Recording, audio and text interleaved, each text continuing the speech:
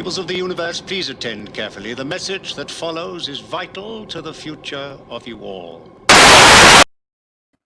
Vital, yet terrifying, and I would say somewhat depressing, somewhat sad. All I'm going to say is the hashtag RIP Doctor Who is something that I've struggled against for quite some, even though I do use it quite liberally. RIP Doctor Who. Yeah. That's going to be prophetic. So yeah, we are going to be getting into this complete rumor about what the Chris Chibnall master plan is, but I believe it. Oh my God, I believe it so completely. I want to check. I'm assuming everybody can hear me. I forgot to check my sound. I think you can hear me. If you can't, and when I get you to chat in about half an hour, somebody will let me. I tell you what. Problem being, I see you're the first guy in the chat. If you can't hear me, could you send me a DM via Twitter? And then I will know. Fine, but I'm pretty sure you can hear me. So fine, there is so much to go over. There's actually too much to go over for the stream. Although I don't know how long ago. We do want to talk about the rumor of the Lando series. And if you notice the thumbnail for this live stream, it's the first one. It's the first time where I couldn't do a quippy speech balloon on it, because just everything came out racist. Because listen, diversity has one skin color now, and it ain't white, baby. Has one skin color, and that's all we're gonna see. The thumbnail is all we're gonna see on TV, scripted drama, and especially genre. I think for 2 years, probably for 2 years. I wonder what Big Finish will do. I don't know. Who knows? Or so there's lots of them. I want to talk about the Lando series.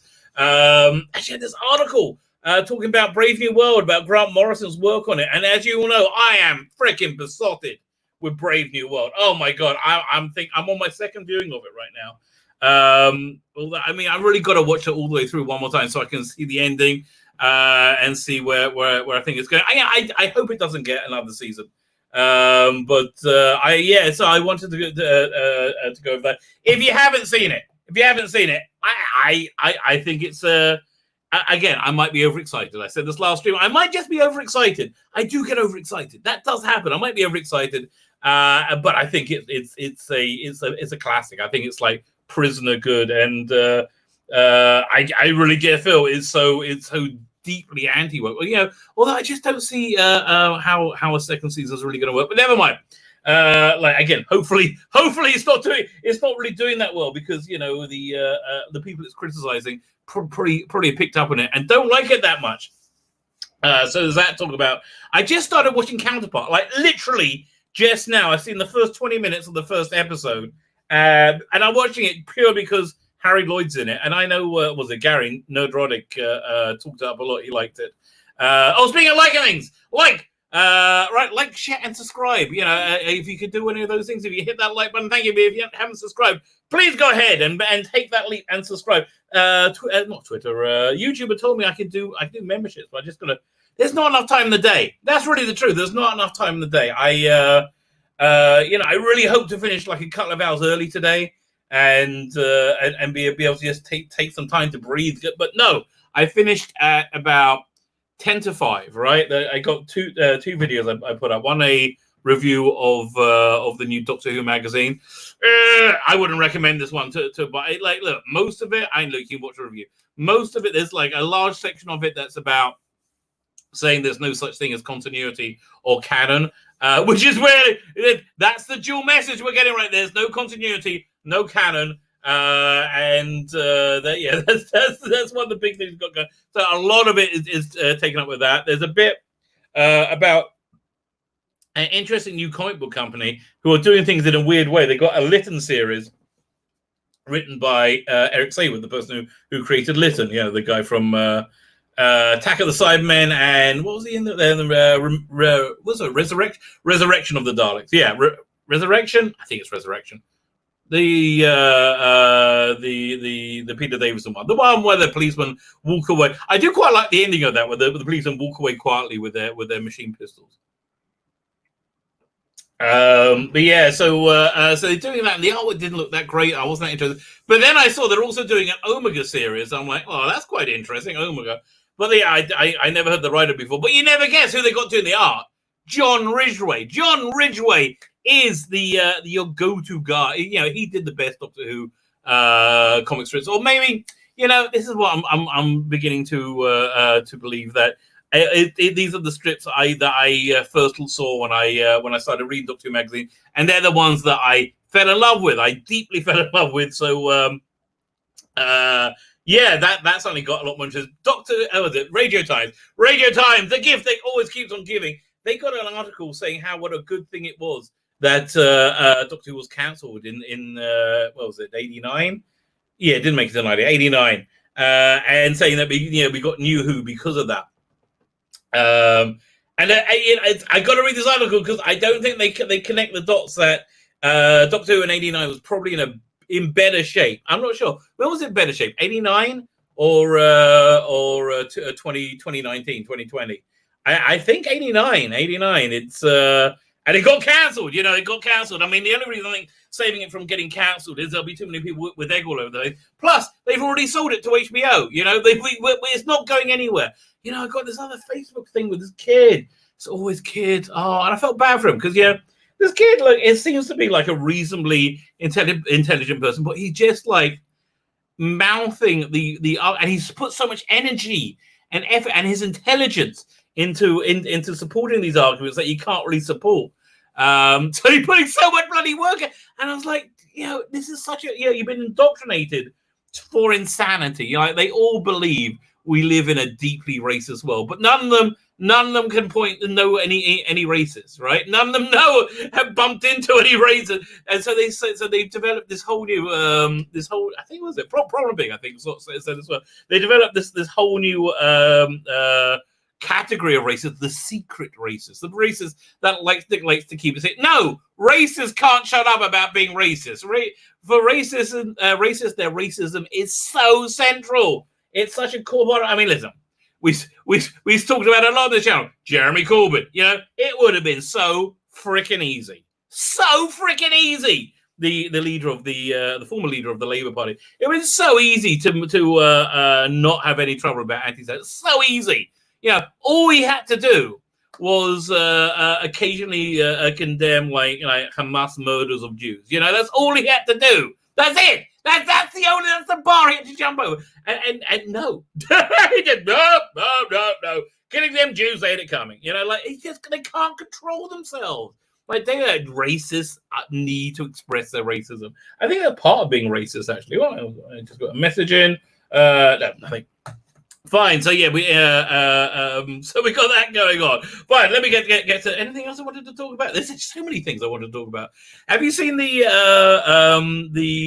Malcolm Tucker meets Chris Chibnall YouTube video? It's freaking hilarious. Fine. Problem being, how are you? I do not understand your first chat where the patriarchal and racist logic and reasons are dispensed. Oh, here, there you go. But I'm kind of patriarchal, aren't I? I feel kind of patriarchal. Fine. Okay. Time mechanic. I hope that you do not have to put your mechanic skills to the test and repair your time machine. Man goes back in time, meets girl pregnant, goes forward in time, has a sex change, goes back in time, gets impregnated by own self, baby grows up, baby is the time travel. Oh, there you go. I think that's one of the plots from next year, isn't it? Because not only because we can't say that any gender does one thing that another gender does. That's verboten now, you know. Like we live in a weird world.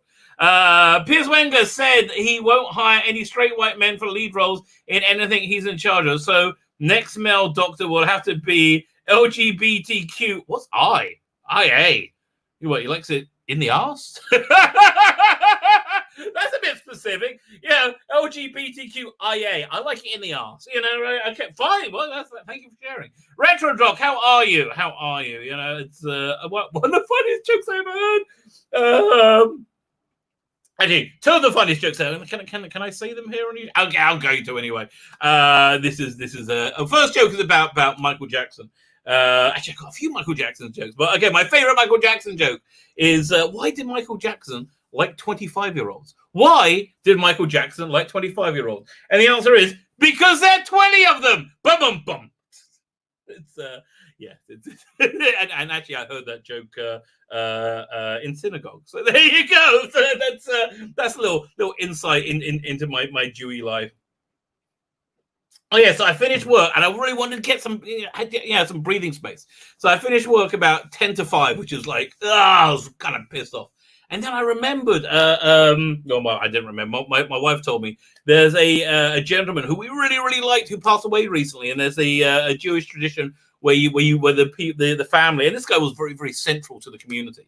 And so you go and visit the family while they're in the 7 days mourning after the deceased passed away. So I had to go and do that because I'm running out of days because you got to get in there, and it's I was sort of at the funeral. That was actually my live stream the other day. Was it that one? Yeah, I was late. I lost time that because I went outside for the funeral was right outside my front door. It was great. They had all the eulogies because my house is like 2 doors away from the synagogue. So like and they had to do everything outdoors because of the pandemic. But then it went on. Yeah, the eulogies went on forever, and I agreed with all of them. I was crying because I really loved this guy. He was a lovely guy, and a real magical person. So we had to do that. So then I got home about like 5:30, and I study the Talmud. This is a 2,000-year-old tome that takes 7 years to study if you do 1 page a day. So I had to finish that off. I was like, oh, bollocks. And right now it's all about the Sabbath and your daily living in during the Sabbath from like 2,000 years ago. Like talking about mixing wine and straining. I'm like, really? Oh, it's just a chore to get through. So then I finally got done, and I wanted to watch Counterparts. I really like Harry Lloyd. Harry Lloyd was in Family of Blood and Human Nature, playing Son of Mine, Baines, Son of Mine, and he was fantastic in it. He was absolutely fantastic in it, and he was great in this show. So I wanted to see this show from a few years ago called Counterpart, and I managed to get the first 20 minutes in, and it's pretty darn good. First 20 minutes, pretty darn good. Looking forward to finishing it. Fine. So John Michael Fink, good evening. How are you? Wenger is not an I-git. I think he is a git. Yes, he's a useless, as Malcolm Tucker would say, and I use this insult quite a lot when you really want to shake someone. And you have to say it the same way as he does. You have to look them firmly in the eye. Look them in the eye and say, you're a waste of skin. You say that shakes people. It's great. Fine. Kellage, how are you? Sadako 24 Meta, good afternoon, good evening, good morning, I think, for you. All right. Problem being saying, I don't know what that means. Two things you don't know. I don't know what it means. BRB and AI. IA in the arse. I'm saying in the arse. That's how we're going to take it. And the other. What was the other joke? What was it? Okay. It was a gay guy I know. Okay. There's a gay guy, and he would always say these like most outrageous gay jokes. I was at a pub with him once, and he just says, like, I can't even remember what it was. It was so out. I blushed. Okay, that's how bad it was. I actually blushed, and he starts to laugh, and I'm like, how are you even laughing at that? He says, listen, mate. If I can take a dick up my ass, I can take a joke. And I'm like, well, I guess that's true. I can't really argue with you there. So IA in the arse. Who else we got here? Let's keep going in the chat. Nobody's talking about it's good. Okay, I'm only half an hour behind already. 45 minutes. 15 minutes have gone by. I didn't count for the time. Okay, Daniel Leach, how are you? Yeah, hang on there. You're gonna want to hear this. Or maybe actually, let me rephrase it. Nobody's gonna want to hear this. Nobody's want to hear it. I'm gonna get to this rumor, which I believe wholeheartedly. I'm gonna get the rumor as soon as I finish the chat. Charlotte Shields, how are you? Good morning. Who else am I saying hello to? Time I said, Doctor Who, the woman who fell through the ratings. Oh my god, that's so funny. Yeah, I'm so gonna use that. Yeah, who we got there? John Michael, hell, Rabbi. Hello, you said hello to me. That's nice. Retro Doc, I said hello to you, but let's see what you have to say there. How much more destruction can they technically do? That's a great question. That is a great, and that's the question I had before I heard this, and I'm almost positive. This is the rumor that Nerd Roderick is sitting on as well. But yeah, he's got a channel of 250,000 and is generally more responsible than me. So I think he's waiting. But I'm sure, you know what? I really feel it has the feel of truth. Oh, that feel of truth. And I just wish it didn't. Who else is here? Let me see. TARDIS team. I just jumped in. Yeah, I was doing so good. And it jumped crazily. Where'd it go? I was getting up to 7 o'clock, I think. No, 1 second. I didn't see me yet. TARDIS team. Season 13 is Jess Jodie going through time, stopping every arrest in history. Oh, yes. Stunning and brave. Listen. Do you think it's going to be animated? Do you think I think they have to do it animated, which will be good news. If they do this animated, it'll be much better news. But I fear that they'll be able to film it. I fear they're going to be able to film. But this is, if you thought R.I.P. Doctor Who before, so much more now. Super John, how you doing, mate? Everybody go and subscribe to Super John's channel. Super John, can you put your channel? Oh no, let me mod you, and I'll put your. One second. Oh, there you go. That's I will mod you, and I'm going to put the you can put the link to your channel. There you go. How I do this? I go click. 1 second. Add moderator. There you go. Fine. I just made you a moderator. Go ahead and put your channel in the chat. Super John has just opened his channel. Please, everybody, go ahead and subscribe. Okay. If I didn't do it, tell me in the chat. I'll work it out. Or you can send it to me. We'll do it that way. So that's Super John. Yeah, that is if it gets made. The BBC might cancel the show due to the pandemic, making it impossible to make it if it gets worse. I'm kind of hoping the pandemic gets worse because of this. I'm kind of hoping that it's that bad. Am I not even? Oh my god. I'm just gonna let it. While I do go to the chat, I'm gonna let it ruminate in your mind. How could it get any worse? And disturbingly, I'm going to answer that question. Here we go. Gary Hillard, good evening. Good afternoon. How are you? Kip Ellis, good afternoon. How are you? The Crazy Whovian, how are you? I don't remember seeing you before. Hello, Crazy Whovian. Oh, they got the second robot set is out. I guess I got to listen to it. Really got to listen to Blake Seven as well, to a show with problem being disaster area. I tell you, if my 17-year-old son was a superhero, that would be his superhero name.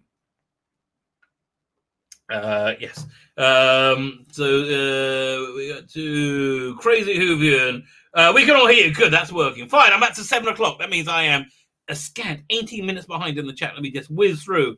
Impossible is equivalent to being invited to your grand's house for dinner, says Daniel Leach, on Christmas, but then somebody throws up. No, somebody doesn't throw up in the front room. Somebody throws up over you have your turkey, right? Your turkey and your stuff. And I tell you, my wonderful wife makes a fantastic Christmas dinner. We do it on the Sabbath. That's the Sabbath before Christmas. I love Christmas. I freaking love it. And I'm a rabbi, but I love Christmas, because Christmas is wonderful. I just really do. I love it. So she makes an incredible, Christmas dinner, turkey, stuffing, Yorkshire puds, like the whole thing. Oh, it's so freaking good. So imagine you get your plate in front of you, all your trimmings, you get ready, and then somebody vomits over your plate, and then your mouth's open. I'm like, oh my god! And he looks up, still vomiting, and his vomit goes into your face and into your mouth. That's the equivalent of of this rumor. I'm still watching Percy Jess or the first episode of 3 Dog. Oh, great. But okay, I'm gonna give you a little tease. This rumor just doesn't taint the beginnings of Doctor Who. This rumor taints the entirety of Doctor Who. This rumor makes it impossible to virtually impossible to view Doctor Who without seeing the Chibnall era in every moment of it. So, okay, that's it. Get yourself thinking. Colin B. Smith, get yourself thinking about it. How are you? Good afternoon. Oh, we got Time Mechanics. Hello to you. Crazy Human says, and Urshuk say wrote that. Yes, he did write that. I think it's probably his best script, you know. I kind of like, not Remembrance of the Daleks. What's the one? The Revelation of the Daleks? Yeah, Revelation, the Tranquil Repose one. I do quite like a lot of that. It's just, it's really weird. He was reading this book at the time. Was it an Evelyn Waugh book about a funeral home? And he went, yeah, I'll put some Daleks in that. It's essentially what it is. Talking about no longer stands up too. Economy says, ask if there is no such thing as continuity or canon. They can't complain when they ignore the current era. No, they are seeding. They are not just seeding. They are sowing the current era into every pore of history of Doctor Who. Like in a Troughton episode, they're sowing themselves into it. Don't think it's possible. We're going to find out. Nerds Archives 96. How you doing?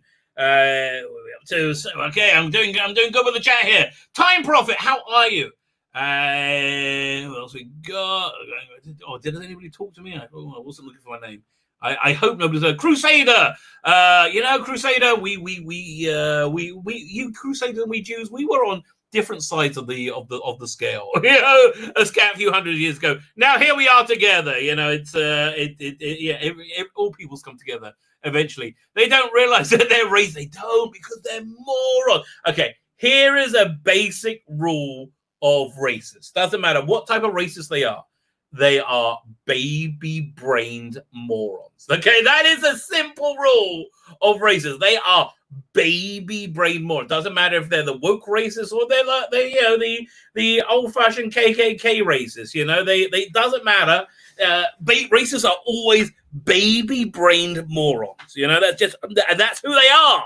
You know, they look at the world in an incredibly simplistic way, and they just because why do they look at the world in a simplistic way? Because they're simplistic people. Either that, or they're a kid that's been indoctrinated on this this anti-reality, this bizarre anti-reality. That doesn't bear any relation to the world they actually live in, but that still doesn't give them pause for thought, right? That still doesn't give them pause.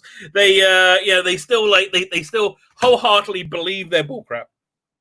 They believe that racists are everywhere, even though they can't find one, right? There we go. That's totally. Bromling said in 1989 showed an upswing and could have gone places. JNT was on his way. I tell you, I just really like those McCoy seasons, especially 24 and 25 and 26. They but you know what? They really were a springboard for the new adventures, which I think was just a glorious era. Yeah, it's a shame that's going to be a forgotten era, but it really was a glorious era. Who else we got here in the chat? I'm a few minutes behind now. I'm 30 minutes behind. Well, I'm getting there. James Dawson, how are you? Good afternoon. Chris Persia. What was that? I was going to say Canada. Did you ever see the Hancock's half hour where they argue about how to pronounce was it Canada, and Hancock is convinced it's Canada. Because you don't say Grenada. When you was it Granada? Granada was an electronics store. So good evening. How are you? Who else we got here? I just jumped it.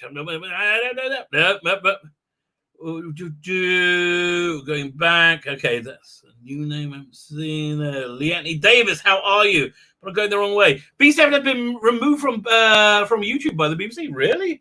Well, I'm glad I have my physical media. Although I don't really keep my physical media physical. I put everything on a server. I put here. 1 second. You want to? Wonder if I can share this window. Will it let me do this? Let me see. Okay. 1 second. Can I share this window? Share screen. Application tab. Oh, here we go. So fine, you're going to see the inner workings of my home server here right now. Is there anything there that doxes myself? No. Okay, good. So you'll see we have Batman the animated series, Blake 7. Just open it up. Here we go, and I have it conveniently sorted into seasons. And just to be 100% clear, I also got Making of Blake 7, which was never released on the DVDs. And I have this, available. Boardwalk Empire, Brave New World. I love that freaking show. Buck Rogers in the 25th Century. Code 404, I haven't heard yet. Haven't watched it. Counterpart, I've just downloaded. So I'm going to Dennis Potter stuff that includes Sing Detective, Karaoke. I thought I had Cold Lazarus and Cold Lazarus there. Diamonds Are Forever. These are the making of documentaries that I've been ripping off my DVD or my Blu-rays, so I can have them whenever needed. Because Dan from the Type 40 podcast, Spacebook, go and sub to his channel. Did a show on James Bond, Diamonds on Live and Let Die, and so I thought I'm just going to rip all of these. So whenever he does shows in the future, I can always I can just lend him the documentary. Doom Patrol, Doctor Who. Fine, let's go in the Doctor Who folder. So show you how it works here. 1 second. So yeah, I have everything broken down into Doctor. You know, I mean, do I even have any Jodie? Yeah, that's the only Jodie episode I ever kept. I was like, and I don't even know why I'm keeping that. I have no idea. So again, we're separated by Doctor, but here's the cool stuff. Let's go to let's go. So whenever it comes out on Blu-ray, I then rip all things individually, but then I rip it all in HD as well. So I any time I can access Doctor Who, whatever I need to, any of the Doctors. Doctor Forever, that's really quite a good little series they did on the DVDs. Doom Patrol, I'm so behind that. I should really watch that. Fandom Company directing Firefly, and this is just one of my hard drives. Mad Men, Greyhound, I haven't watched yet, but I have Apple TV Plus, so I figured, I'll just rip it and watch it. Whatever. Red Dwarf, I just got my new Red Dwarf TV. Rick and Morty, what collection is complete without Rick and Morty? Sherlock, that's it's the Benedict Cumberbatch one. Sherlock Holmes, though, is the Jeremy Benn. Space 1999, I recommend the Big Finish version. They just came out with you on stage, I haven't watched it. Star Trek fan films. Again, that's how much I like physical media. I download the Star Trek fan films because I just want to be. Who knows what's going to happen? Who knows what's going to happen? The Expanse, The Mandalorian, The Orville, The Prisoner, Sopranos, and The Wire. The Wire, I'm just started season 2 off. So there you go. That's a little trip through my personal home server. And that's just one of them. I got a few drives. Fine, let's go on with the chat. Anybody? Eastland. Oh, Islam. I am so happy that you're not wearing a costume with arrows on it right now. Eastland. Filming can be done with the actors being in the same room at the same time. Yeah, I guess so. Stand 11 feet from the camera. It can be done. I just don't know. Look, I mean, listen. In all fairness, they find it a little bit hard, even in the best of times, right? Even in the best of times, they find it a little bit difficult. You're halfway through season 3. I'm sorry, mate. I was going to be in BritBox soon, so the problem being Alexis L got a better role in Doctor Who than Peter Kay. What do I prefer? Revelation of the Daleks or Love and Monsters? I prefer Love and Monsters. I really like Love and Monsters. Again, I don't know if they put a paving slab that gives blowjobs in Revelation of the Daleks. Would I prefer that? Because that's a really, really big plus for me. I do like that. That's a really weird way to end up. She's like, I'm very peaceful, being part of this paving slab. Liam Davis said, Autumn Mirabilis. How I always pronounce your name terribly. Again, if Autumn, let me just rinse you, and then you can put your link to your portfolio in the chat, which is I gotta find it now. 1 second, I gotta find where we were. We're up to 722. Fine, I go to 722 in the chat. Go down. Oh, did anybody talk to me? No, never did. 722. Oh boy, somebody spoke to me again. So the time prof asked me. I can say that the at time mechanic does repair his time machine. I am the time prophet. I see the future and the past, but not necessarily in that order. Well, okay, you like to keep things up to date. You like to keep things ready for a surprise. Kelvin says, "Will Daniel said yes." But honestly, my head exploded. Yeah, yes, his head will explode. Absolutely. I mean, listen, I hope it doesn't. Yeah, I hope we have a non-exploding head. We're up to Farscape. Oh, sorry, I just saw your thing. Farscape. No, I haven't ripped that because I started already watching it. And I was like, this is not as good the second time round. For me, it was anyway. Oh, there we go. Fine. Ultimate Umbrellas is. Let me do add moderator. Fine. So you can put a link to your portfolio in or whatever you want. It's fantastic. So Time Prophet says I have a proper server. I have a proper server machine. I can run Plex and deliver all my. Yeah, Plex is great. Plex is great. I use PS3. What's it called again? PS3 media server. I actually have Plex running as well. Autumn Mirabilis asked me, they can fix the timeless child under the guise of false memories. The Jodie, yeah, but they're not going to. Jodie could be Romana or Susan or yeah, but they're not going to. They're not going to. And you're going to find out why in a minute. Fine. Let's. Over. So I made you. Fine. Let's go back to over here. I don't want to miss anyone. Oh, Trevor Feelgood, how are you? My camera's off. Is it? Oh no. Sometimes. Okay. Here's what I do. I stand up a lot of the time during the day because I spend all day sitting. So I do stand up because my knees just start to ache. So whenever I stand up, I do not want to rub my rabbinical dick in the camera's face. Because I don't want to scare the natives, as it were. So I do turn the camera off. Yeah, that does happen. But you'll get used to it. Don't worry. It's one of my little foibles. Eastland says, when any group has good or bad, more or less talented, more or less mentally and physically diligent. I'm a little less physically diligent, I will admit to that. So racism makes no sense. That's true. Can you tell? Oh, wow. That's just a good question about anti-Semitism as well. I got to go back. I wish I could remember who's that. Eastland says USA. No, back. Where is it? Where was I? Yeah, okay, fine. So I got that chat. Disaster area. Chris Persia, Gary Hewitt. You're saying hello to Ian. Oh, there you go, Ian. Ian, I did. There's a action figure reviews in the new Doctor Who magazine, and I was like, they're nowhere near as good as yours. Right? There is nowhere near as good as your reviews. Yeah, the Rabbi's going through the day. The Rabbi is often a little bit slow. I downloaded resolution. That's all I have. Says Sadako 24. Yeah, and that's probably one of her better episodes. Oh man, somebody else asked me. Oh wait, I can go over here. One second. If I go over here, I should be able to see Farscape now. So, yeah, I've already talked about that. You should put your trousers on. Time Prophet. You understand? I should put my trousers on. That is true. That is true. But you know what? Why? Why? I got to be free, man. I got to be free. Okay, I can't find. Somebody else said something about anti-Semitism, and I can't find it anywhere here now. Where is that?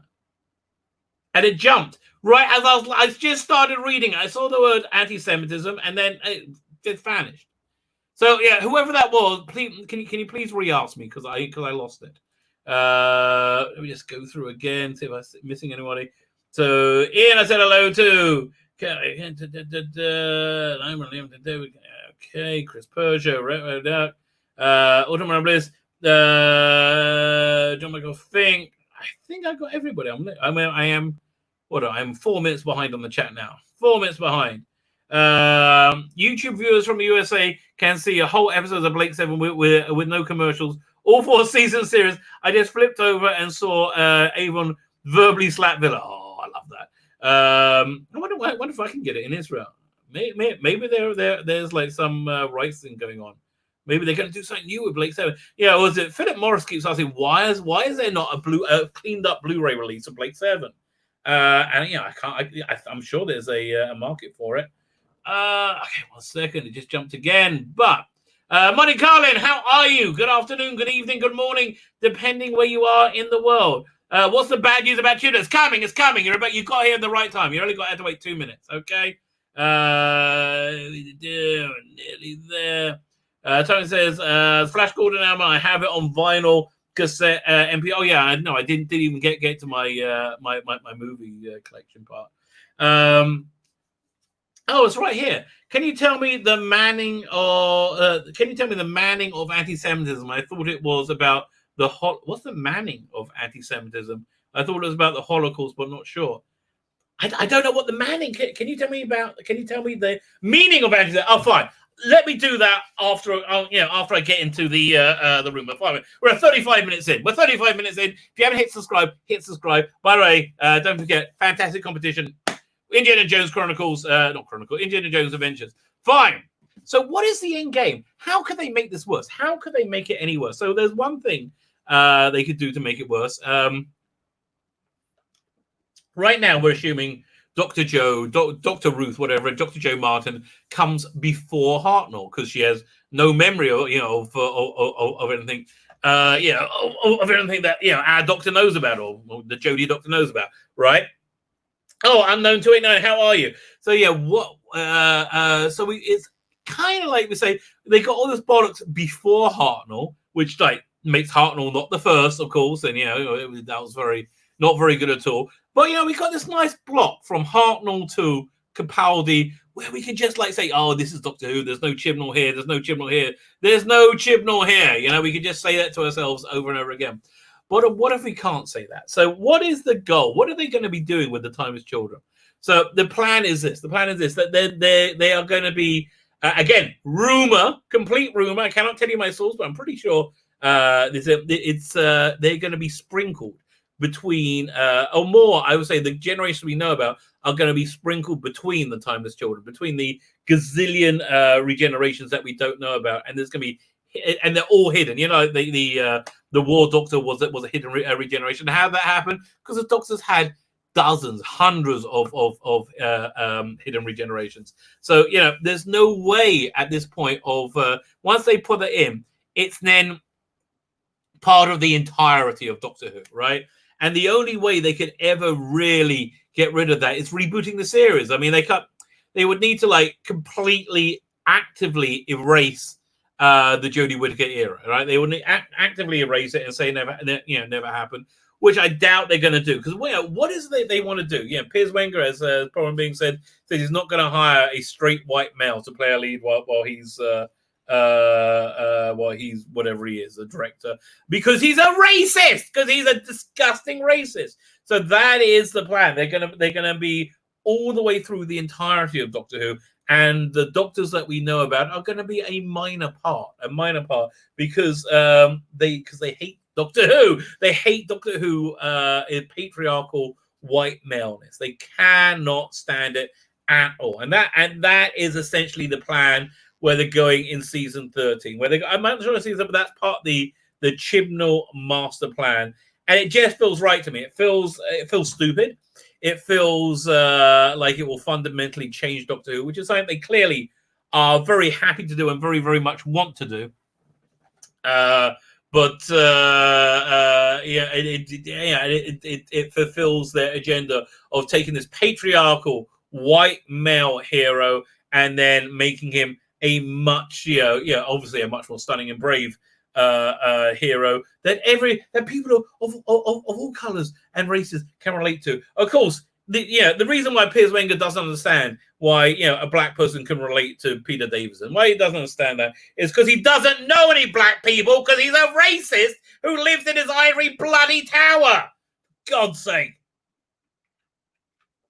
And they're all sniffing their own farts. They're in a circle jerk. It's like, oh, so stunning and brave. And then they're basically giving each other a reach round permanently. They are. I think they may be a bit of IA. IA, as we said, was a new 2 new letters added to LGBTQ. IA. I'm assuming it means in the arse. They like it in the arse. But let's see what the chat has to say about that. I'm kind of intrigued to see what your take is on it. Let's go back. Fine. Let's see if anyone's talking about this. Tell me how bad writing is too, says the Time Prophet. But how's the TARDIS also a chameleon circuit stuck in the field? Because she Dr. Ruth is post Hartnell. That's why she's post Hartnell. And for some reason, this is a bit I don't know, that these hidden doctors don't know anything about. Our doctors don't know anything about the hidden doctors, right? I don't know how they're gonna do that, but they I think that's basically the rule. So that's exactly why she has the Hartnell TARDIS, because she's post Hartnell, or she's or she's she's mid Hartnell. They may be these extra regenerations may be in the middle of regeneration and they don't know about it. And again, so it feels like the ham-fisted stupidity of something that Chibnall will do, right? It feels like the ham-fisted stupidity of something that Chibnall will do. And for that, for me, it's just R.I.P. Doctor Who. That is R.I.P. Doctor Who. Once you've sown this nonsense through the entire Doctor Who, that you can't get rid of it without... Now, they basically what they're doing is saying you need an active, deliberate retcon. You need to say this never happened. And nobody in the entertainment industry is going to say the first female Doctor Who, played by the stunning and brave Jodie Whittaker, didn't happen. No one is ever going to say that, right? So basically, they kept it safe. Like... Yeah, and yeah, we see the same things happen in Star Wars, happen in comic books, happen in Star Trek. You know, Spock got his powers through Mikey Spock. You know, it's it's not that they've never wanted to change something to make it more inclusive for a current audience. They've always wanted to erase that evil white male patriarchy, because they are freaking insane. Because they are absolutely freaking insane. That's why. Okay, so yeah, so that basically explains why she has like a Hartnell West police box. Let me see what else you said. Well, how's the TARDIS going to be stuck in the? Whereas Hartnell was a simple cylinder when he took it. And why did Clara not see the Doctor and the Timeless Children? My guess is this, that these are the incarnations of the Doctor that we know about have somehow been separated probably to hide the secret, or maybe these are the people who came closest to finding out the secret, so they erased them from them somehow. I mean, listen, I don't know the specifics, but that is the plan. That is the rumor of the plan, and that is what I believe the plan to be. I mean, it fits. It sounds like the stupid thing that they would do. Right, so let's see where anybody else to say about this. The only way to solve this, the Time Prophet said, the only way to solve the Timeless Children is to watch classic Doctor Who forever. Yeah, but that's the thing. Now, if you're watching Deadly Assassin, right? Deadly Assassin, and you know that Deadly Assassin is really taking place in between scenes of Deadly Assassin. There's a whole incarnation of a Doctor who's stunning and brave that happens in between scenes. It impregnates the entirety of Doctor Who with this nonsense. My aunt of 84 says, scrap Doctor Who and burn. Oh, God, yeah. I say, if she was in charge, fine. If she was in charge, that would happen. If there was any form of accountability to the people in charge, it would happen. But it doesn't matter. It doesn't matter. Nobody likes this. It doesn't matter. It's got cratering ratings. It doesn't matter. Firstly, the people who have been brainwashed and indoctrinated will say, no, the rating. If you look at the demographics between 16-year-olds between June 23rd and June 24th, you see it's actually not that bad. And God, the mental gymnastics these idiots go through to try and say it's not. It's like to try and deny its lack of popularity. What was that one? There's this one YouTuber who really skeeves me out. Really, is so. Is a guy who really likes wearing makeup and here's the thing. A lot of trans people, if the more flamboyant trans people, I just think of that guy Jessica Yaniv, or that woman Jessica Yaniv, who was suing a bunch of beauty salons, whatever they're called, because they wouldn't give her a Brazilian wax, which basically means he wanted them to wax his balls or wax her balls. I'm not sure how you pronounce it, but that's what he wanted, and he took them to court because they said, "I'm not done. Are you out your mind?" No. But whenever I saw it, he clearly, I have to say she because I just want to be polite. Clearly was getting off, was using me for her sexual gratification. My reaction to her, so this other YouTuber, I can't even remember his name, but when he talked about the Timeless Children, not Timeless, Time Lord Victorious, which looks legitimately crap. Time Lord Victorious, I am so not interested in it at all anymore. I pretty bloody bought it. The Big Finish stuff. Forget the Jake Dudman How much is that bloody thing again? No, I'm going to look it up. 1 second. It's Jacob Dudman, Time Lord Victorious. What's it? Aureus. Sender Victorious. Happy. Okay, let's see. Just opening up now. Okay, buying it from on Audible. See how much it is. Some ridiculous price. Like the Big Finish ones are $8.99. Yeah, it's $17.99. God, like how many discs is that? That's just ridiculous. $17.99 for absolutely ridiculous. Fine. So yeah, I agree with your arm. Piers Wenger, controller BBC, and general all-around dick. Yeah, he is. What a dick he is. I feel like Piers Wenger is truly the snake's head of what's wrong with the year. You could be right. You could be right. Oh, I'm completely frozen. Yeah, no, you could well be right there. You although you know, I think Blue Bonnet's here. Blue Bonnet Hoovian, how are you? I hope you heard the disturbing news. I don't repeat it. Everyone excited with Doctor Who, BBC Cardiff, BBC Studios. Yes, they do. Piers Wenger has betrayed fans. Yes, he has.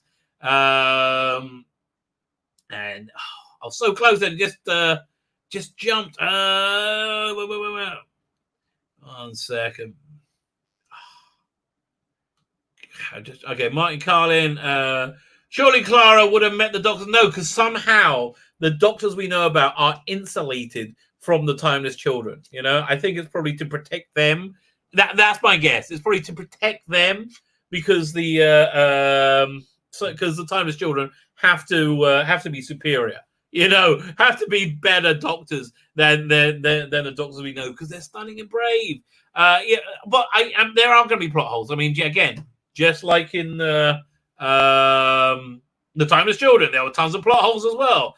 Which again, the J-bots, they were like, no, he didn't destroy she didn't destroy the entirety. Yeah, she did. Well, you didn't see everybody being killed, so maybe then I like really. Oh, it's just so bad. It's a big virtual signal circle jerk. Yes, it is. Totally agree. There's Blue Bonnet saying it. Stories are secondary. It's all about promoting their ideological agenda. Yeah, indeed, you are correct. BBC have just made a all non-white drama show. Yeah, exactly. Listen, once again, let me try and find this. Where did I put that? This is the face of any form of scripted drama. And I'm just opening up now. We go over here. There we go.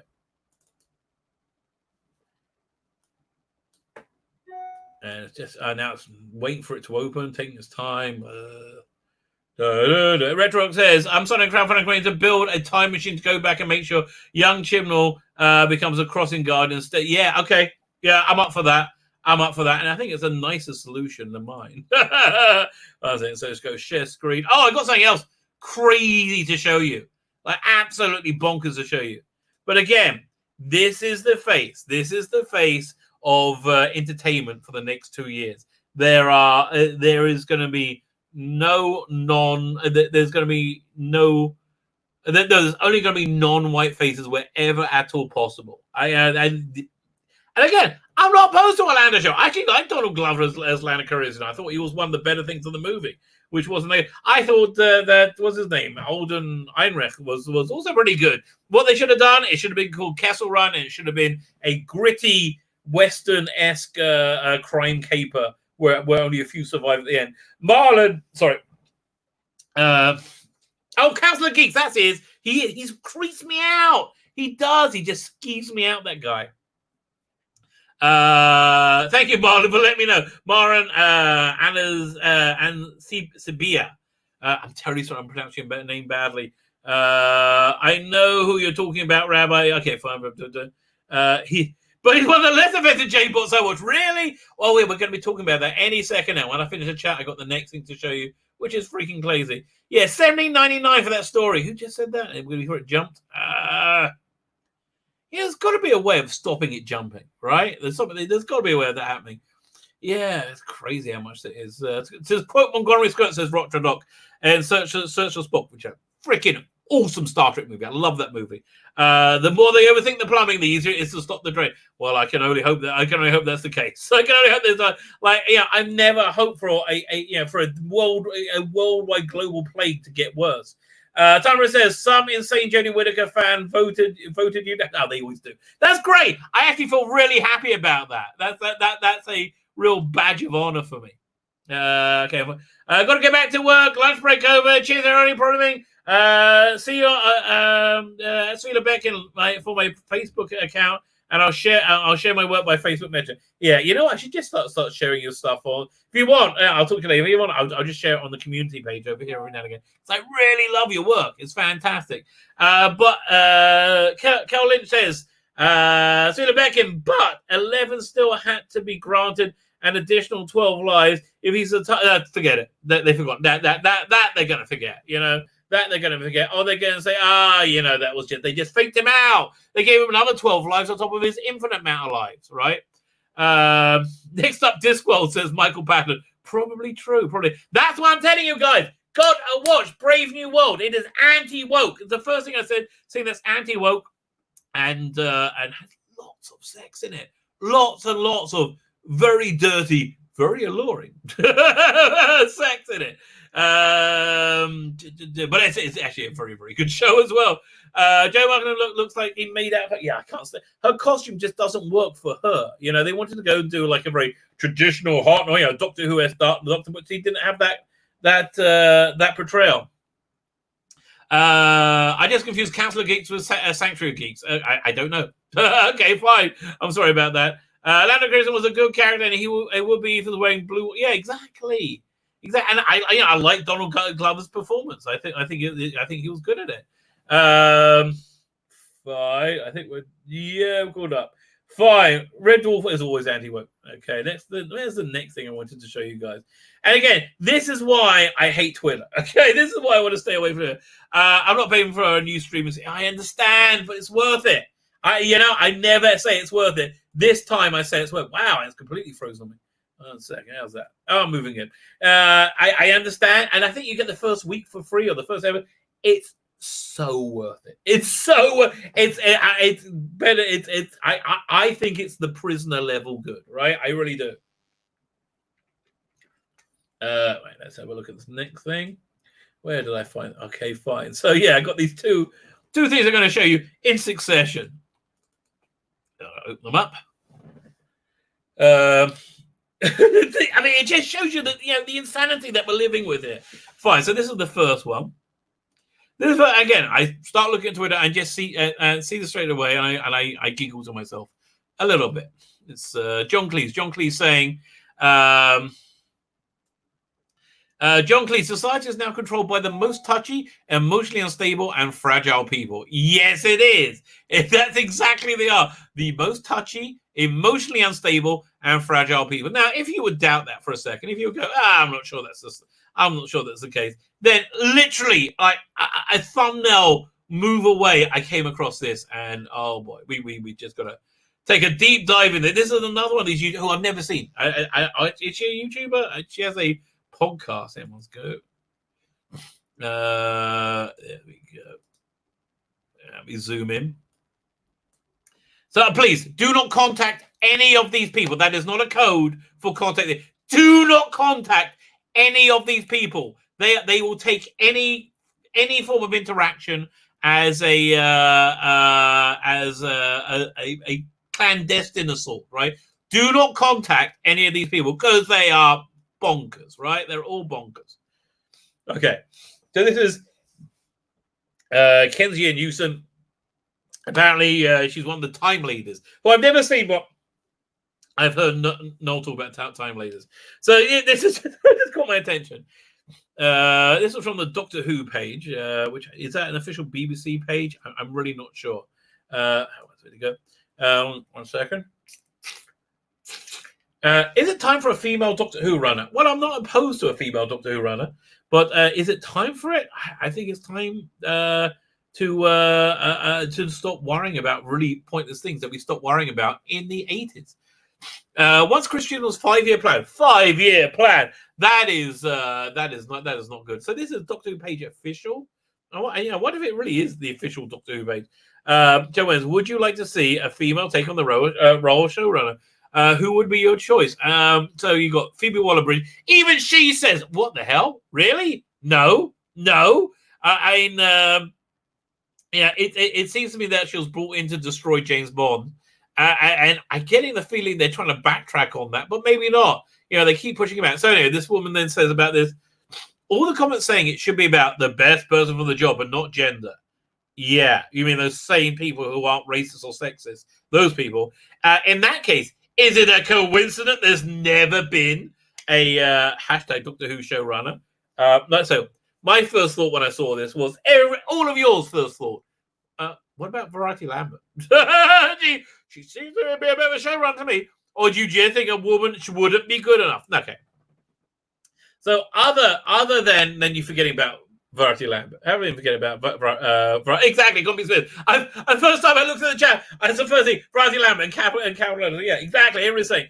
Right. So the first thing that came to me was Variety Lambert. But the second thing that came to me is much like Star Wars. Star Wars is a very good example. Star Wars, as we've seen, without any any confusion whatsoever, complete clarity. We have complete clarity now that Star Wars works when it's made for 8-year-old boys. When it's made for 8-year-old boys, you get awesome Star Wars. How do we know this? Because we've seen it not made for 8-year-old boys quite a lot. We've seen it made for 8-year-old girls. We've seen the full-speaking female, and we've seen them all been an utter disaster. That just has fallen like Ray. Who gives a crap about Ray? Who's going to remember Ray 5 years from now? No one. Certainly not whatever her name is who played her. But you get the Mandalorian. Mandalorian was made for 8-year-old boys, pitched at 8-year-old boys, and it is fantastic and it's beloved and it's the most successful Star Wars. And I think Doctor Who is not identical, but very, very similar to that in that it's. I think it's best when it's made for like maybe 12-year-old boys. Yeah, 12-year-old boys. But you see, the thing is, men and women are different. Now, you do get a lot of women who like Doctor Who. A lot of women who like Doctor Who before the current era. I mean, I think one of the best writers in the for the New Avengers, and I really, really sad that she just vanished from existence.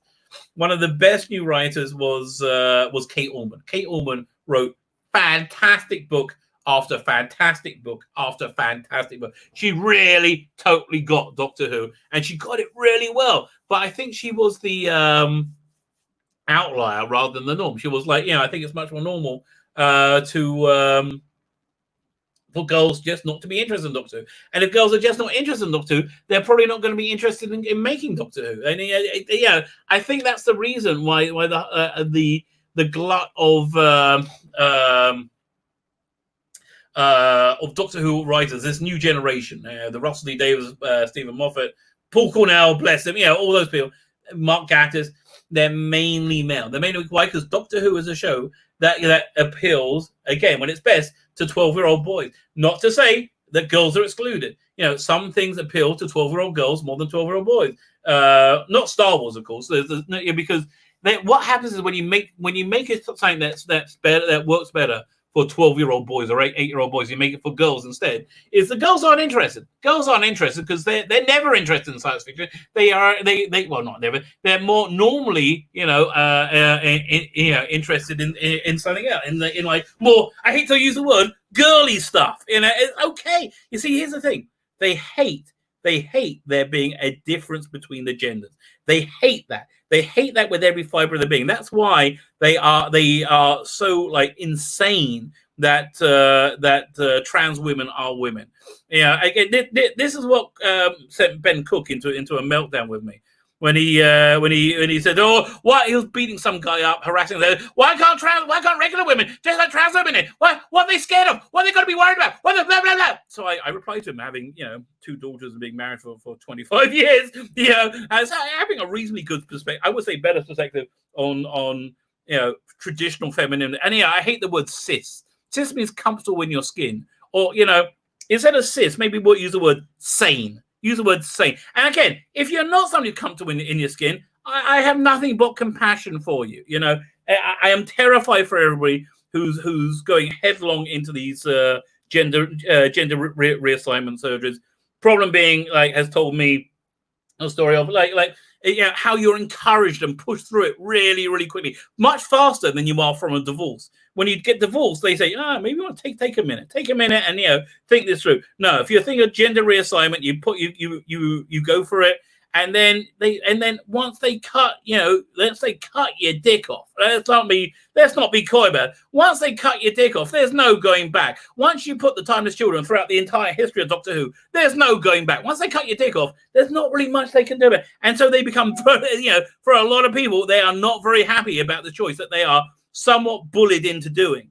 But they hate there to be a difference between the gender. So I replied to him saying, what is it that women want? They want privacy. Some women are not comfortable about being in states of undress or immodesty around people with penises, even female penises for that matter. And so you could hear you can see this little vein burst at the side of it, because it's like I basically checkmated him. So he thought. So then he came back and was like, but he just wanted to fight at that point. He just wanted to fight. And I just said, look, dude, what are you fighting about? You asked the question, I asked you. Fine, but let's keep going in this, because this is really quite funny. So then later on, how many hours ago this was? I don't know when this was, but then later on, her next thing was, I swear, if one more person mentions Verity Lambert as if I had no idea who she was, don't need to be educated, hon. Well, excuse me. You screwed up. You legitimately screwed. You did forget about her. And now you feel stupid that you forgot about her. So then I'm going to skip to the next thing before I go to Rachel Talali. And Rachel Talali, really, God, I had so much respect for you before this. Rachel Talali is somebody I think is one of the greatest talents we've seen in Doctor Who. I love her. Again, I am very out of step with the fandom minutes that I really liked Twice Upon a Time. I really loved it. And generally speaking, I love Rachel Talali. So Kezia then goes on and says, she was a producer, not a showrunner. Oh God, no, she was a showrunner. She was more of a showrunner. Very different roles. No, they're not very different roles. Really, she essentially created the Daleks against her boss's wishes. She was a showrunner, and besides, she ended that role in 1965, bit of a while ago. Yes, because women generally, don't like Doctor Who, and you do get. We have a lot more now. I think one of the best things that Russell T Davies did is really made it accessible to everybody, which is such a crushing tragedy that Chibnall has ended that. So Rachel Talali says, strong points here. We have to debunk best person for the job in creative fields. Drives me mad. On what criteria? And most like Rachel, I would say you were one of the best people for the job. For God's sake, you've got best people for the job means you have a track record of being able to deliver something in this genre, right? That makes you a best person for the. Honestly, I thought Chibnall was the best person for the bloody job until I saw his work. Oh my God, he's best person for the job as long as he's got somebody to hold his leash. If he's got somebody to hold his leash, he's fine, right? He is absolutely fine. Not absolutely, he's okay. But on his own, what a disaster area. And most experience does not take into account the lost opportunities for all but white men. See, I don't believe you. Rachel. I don't believe you. I do not see a barrier to entry. I don't see a barrier to entry of being a female being a barrier to entry in any of the creative fields. I'm sorry. I just don't. I know the majority of Doctor Who writers are men. Again, Star Wars works best when made for 8-year-old boys. And I know you want to say there's no difference between boys and girls, except say boys are toxically male and they must have their masculinity beaten out of them, right? But yeah, no, I'm sorry. Again, best person on the job, just somebody vaguely qualified for that. Like the woman who wrote Noughts and Crosses, and Rosa didn't have such a strong sci-fi resume, right? Yeah, like what's his name? Gareth Roberts has a strong sci-fi resume. Rusty Davis didn't have a strong, but he had a great TV resume. But and he had he was a massive Doctor Who fan. Fine, but this goes on. And we're going to get into a real insanity now. So this guy BJ Edwards says, I don't care if it's male or female as long as they can write. Yeah, me too. I mean, I honestly, you get me a woman showrunner, a black lesbian midget woman showrunner who can fix this mess that Chibnall, that idiot racist white male, has put us in, and I am gonna be given every laud and benefit possible. Absolutely. Why wouldn't I? Why do these crazy people think, white men see a woman and go, oh, I don't want her to be in charge of me. Oh, why do they think that? It's freaking insane. I get your mindset, she says, but by not caring, it means that women will sadly be overlooked. No, I disagree with you. Listen, sometimes you got to understand this. Sometimes you're crap. Sometimes you're crap at a job. You are very bad. Sometimes you don't know what you're doing. Sometimes, and even those times, being a woman doesn't make you not suck, right? Sometimes. I just don't think, okay, I'm nearly 50. Not once in my life have I heard somebody say to me in a real way, and I go, oh, no, that's a woman, I can't work for her. Like, oh, no, that's a woman, we can't hire her. I never heard anything close to it. I've never heard anybody look at women as if they're lesser than men. No, I mean, listen, generally speaking, there are things that men are often worse at than women, and sometimes there are things that, generally speaking, there are things, generalities that women are worse at than men. That's just okay, but that's not a universality. Universality, I think is that the word, right? So the point is, we have to care. No, exactly. Yeah, listen. I live in Israel, and army service is pretty much mandatory. And if women women generally speaking mostly don't go into combat units, but they can go into combat units.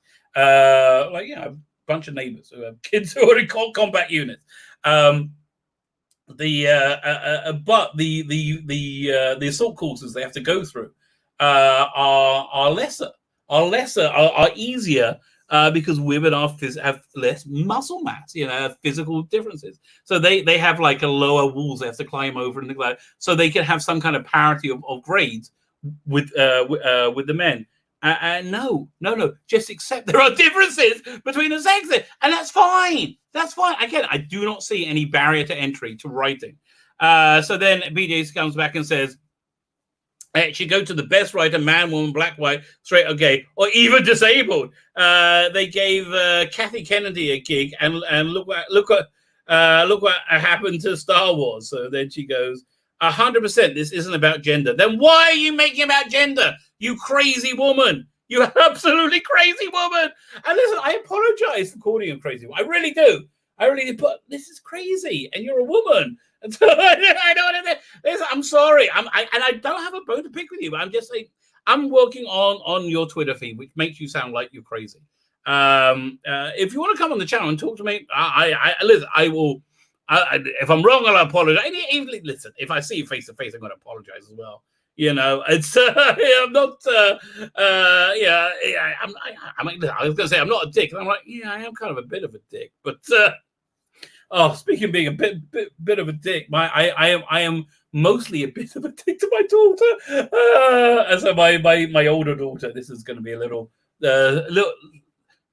tangent, but this is one that I've got to get back to this because this is a reasonably good story. One second, we'll do. How do I say stop screen? I think I'll find it again in a minute. Fine. My daughter is how old? Like 23. And the way that we live, as Orthodox Jews, is that we, and this is not universally the case, but my family, my kids, they don't have any physical contact with somebody of the opposite sex until you're married, right? So basically, when you get married, you're a virgin, right? You're a virgin, and you never touched somebody of the opposite sex before. And that may seem a bit crazy to you, which I get. It's very different from where you come in. But Jess, I want you to take a step back for a minute. Could you imagine if your entire active sexual life was this really incredibly intimate bond, with one person, and but just by having that purity, I would say, I think you're going to have just something really special that I really can't dream of, couldn't dream of. So anyway, it's the basically, you get to a point where you have 23, 24-year-olds who have no sexual release, no outlet. So like my daughter oftentimes loses her temper very quickly and is very tense, and I'm like, so I do wander up a bit. But I said, really, I can't think of what will calm you down. I don't know. And I do make although. And she's actually my most religious daughter, so I do like talking about sex to her. I showed her the sex toys that we looked at in the last podcast, last stream. If you haven't seen it, you've got to. So I contacted the people, by the way, the people who made them, and asked them to come on the channel to interview, because they're just fascinating. It's called Geek Sex Toys, I think. And they have a fascinating story, like an absolutely fascinating story. Husband and wife team in Australia, and they're just really into making really kind of innovative, geeky sex toys. Which okay, but they're quite good. I mean, they seem like they have a lot of care and attention they put into it, which is just bizarreville. Fine, let's get back to this. So 100%, this isn't about gender. It was just what the post was originally about. But we know, okay, this is where it goes crazy. But we know it's so much harder for people who aren't white, cis, and male to get a foot in the door. No, we don't know that. We don't know that. In fact, I would say it's probably much easier if you weren't white, especially not cis. Oh my God, Mags Versadio's entire career has been built around, and she's used it. She's a terrible writer. Has been built around being trans, right? So no, I think you're crazy. Maybe in 1962, right? When Variety Lambert did it, it was quite impressive, right? But not anymore. Times have changed. So we need to care about them, because if we don't, nothing will happen. No, that's not, again, utter insanity. Utter insanity. Fine. So now we stop looking at that insanity.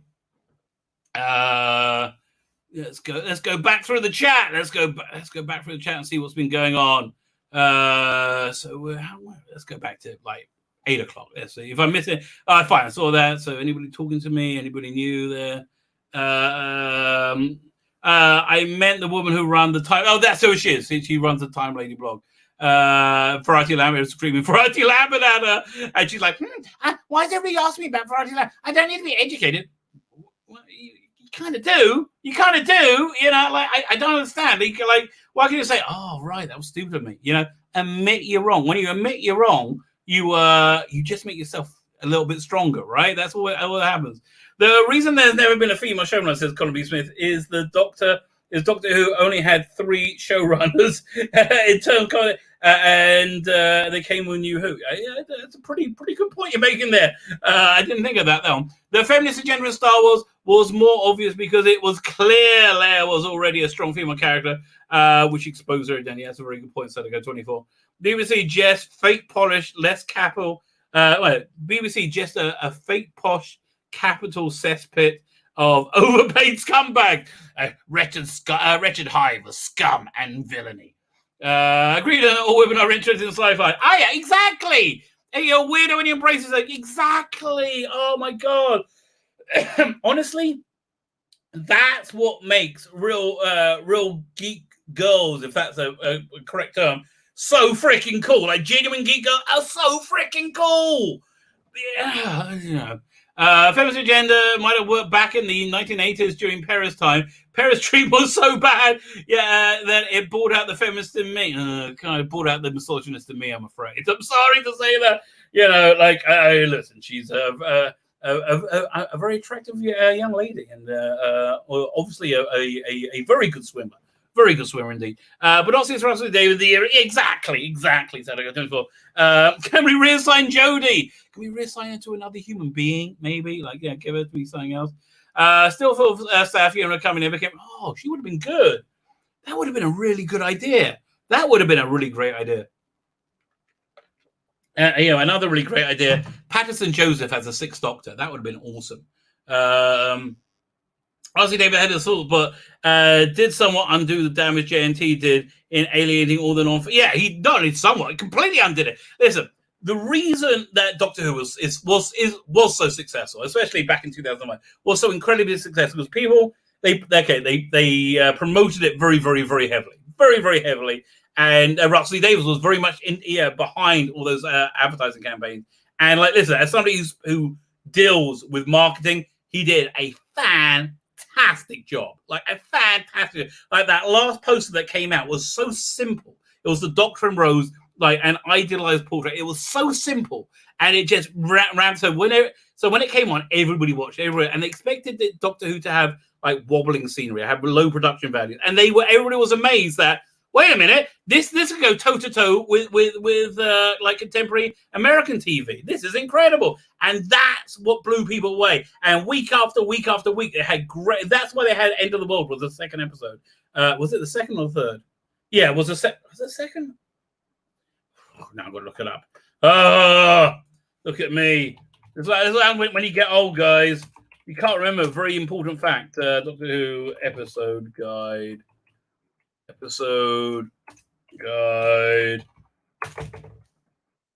I'm thinking it was the End of the World was the second episode. I only watched it this year as well. There we go. Ninth Doctor. End of the World. Yeah, the reason End of the World was the second episode because that was a very effects-heavy episode, and they wanted to dispel that myth. And that's one thing that's one of the incredible pieces of damage that is not talked about that the Chris Chibnall era has done. They've retrained the British public, as we've seen through the audio figures. They just went. They've retrained the British public into. They thought Doctor Who was a delightful, fun show. It's now it's a dour, preachy bore. Absolute dour, preachy bore. Let's go through. Boys have willies, girls don't. That is a very good point there, Time Prophet. And if Sweet didn't have a willy, he wouldn't have to keep turning his camera off. Exactly. You can't argue when you're right. The fact remains most women aren't interested in writing for sci-fi. Exactly. Again, but they don't like that. They want the world to be Star Trek Discovery, where it's 75% female crew, and they all doing everything as good and better. Yeah, it's not a question about being as good as men. It's all the data we have, every piece of data we have is the more choice one has, the more social freedom one has, the more women go away from STEM subjects. I'm not making the data up, why would I? It's not like why would I not want a woman to be in a STEM? My niece Haley is brilliant. She's where did she go to? She went to incredible school after incredible school. She's working in robotics now. She is freaking brilliant. I'm so proud of her. She invented a new battery for robots, right? Really? I mean, how much cooler can you bloody get than that? I'm proud of her. And why would I not want her to? But I wouldn't want her to be forced to do it, which is what these idiot women want them to do. They want women to be forced to do what they think they should do, rather than have freedom. It's crazy. There's a Catherine Tate sketch about her playing mad co-worker who just wouldn't work if all these sexist assumptions were true. That's true. Okay, fine. I got to check that out. It's like Mock the Week and BBC Two. They have a woman comedian on it on every program, and because there isn't as many women comedians, they put exactly. I mean, I can't argue with that. Okay. Matthew Powder, I'm not reading that chat, okay? I'm good. you're gonna get in trouble. Nobody go look 10 minutes ago. Matthew Powder, you're a naughty boy. And I buy a dishwasher is what I would say. Although, or you can be like me, I have 2 dishwashers. My kitchen's nearly finished, by the way. We are basically done with our renovations. We're about ready to unpack our clothes again now. I think by this time next week we'll have our house back together, which I can't wait. They got like one more light to put up, and then they got to clean the floors, I think, and then there's a couple of tiles that aren't straight. But, oh my God, thank God. Kitchen looks fantastic. Sci-fi was traditionally male boys fandom who grow. And right, exactly. There are female fans, so there should be good female writers. That is true. That is true. And again, can you imagine in this environment a woman not being given an opportunity because she's a woman? Really? That is crazy. The irony is that men with the most patronizing view of women is actually male feminists. I know. Oh, yeah, it's so true. Sadako 24. That's so freaking true. They always, I got this video which I'm about to put out after I've just uploaded it. I'm going to put it out. It's about Jo Martin. Jo Martin won an award for being a black woman who got a job, right? And I'm not making this up. She's a black woman who got a job. And that's why she won an award, because she's a black woman who got a job. And look, I'm happy that she got the job, but like I think the reward for getting the job is having the job, especially in a highly competitive industry like acting. See where we go. Moreover, if the audience did it wouldn't work. Oh, 1 second. It's assumed if it was she was a disaster, the jokes sucker punks wouldn't. Okay, fine. Oh wait, talking about the Catherine Tate skit. Fine, going through the chat, seeing it. I got it. Serena Becken. Wonder if your daughter will lose her temper if she was. I told her I was going to talk about this. I actually recorded her freaking out because she does freak out. She has like this hair trigger and she goes crazy. Like, oh, Geek Union, how you doing? She goes absolutely crazy. So I did record. I did record her, like me and my younger daughter, who are far too disturbingly similar, right? Like, if I can't imagine, like, how can I recount how disturbing this is? If you ever wanted to know, like, I'm an old white guy, right? I'm an old white guy. If I ever wanted to know what I would be like if I was a young blonde girl, I think I now know it's like I look at her and she's like identical to me and acts like me. Oh my God, I'm a little bit softer. She can be a little bit more cutting. She's funnier than me as well. Fine. Blue Bonnet says, not saying there aren't some of us out there, but for the most part, women are. Yeah, fine. Did I read that already? I thought I read that. Playing the Dalek flute. It jumped at me as I was reading that, and I was like, what? I don't know what's going on. Oh hell, Geek Girl says Geek Unit. Oh hell, Geek Girls are just super cool. Okay, here's the truth. If you're a geek, I don't think there's much sexier than a geek girl, right? It's like it must be like there's a great sketch by who was it? Jimmy Kimmel before he went woke. Jimmy Kimmel and Adam Carolla. They said, "Well, I wonder what it'd be like to be gay." And you have these two guys like sitting around watching football, drinking beer, doing guy stuff. And then they go, and it's halftime. Says, "You want to have sex?" So you're like, "Yeah, okay." And that's what I thought. What I imagine being gay to be like. Have two male sex drives going at once. I think you're having a lot of sex. So you reckon maybe Mills and Boone and Harley Quinn should start emptying their authors who appeal to. Yeah, exactly. Employing authors that appeal. No, because men are bad. Men are bad. Let me see what we've got. The Fourth Doctor Warriors Gate. I don't know what you're saying there, John Michael Fink, but that's a pretty funky story. I listen. Not that I would recommend drug use, okay? Not that I would recommend drug use. But if you were to get insanely high, like just insanely high, a very good Doctor Who story to watch would be Warriors Gate. Allegedly, I would have been fine with Perry being sexy if she would have. If she would look like a character enjoyed flaunting it. Yeah, no, it was.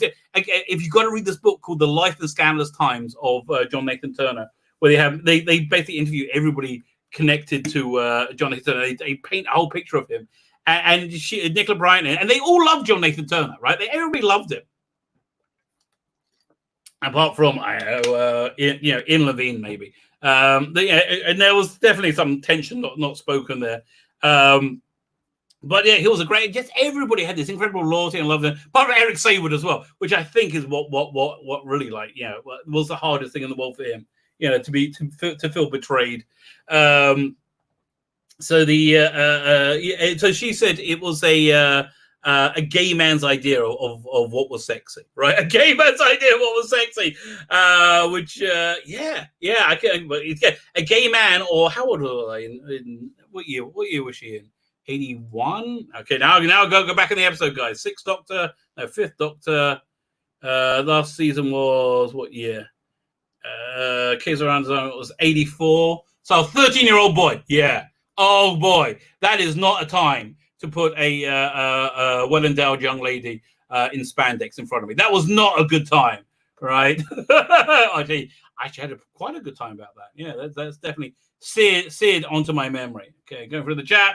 See if I see anything else. At least Wilma was nicer to look at than Tegan. Oh, I don't know. I quite like Tegan. Most women I speak to on adult sites tell me they prefer misogynistic porn because they miss masculinity that much. Really? That's really bizarre. That's really weird. Okay, fine. I do hear that. Again, listen, another reason why I'm loving Brave New World. Because it's in the last couple of episodes. They do something really clever with like a couple of characters' sexuality, and it just gets weird. It gets really weird and really true. I could really imagine it being true. But yeah, I totally believe that. Listen,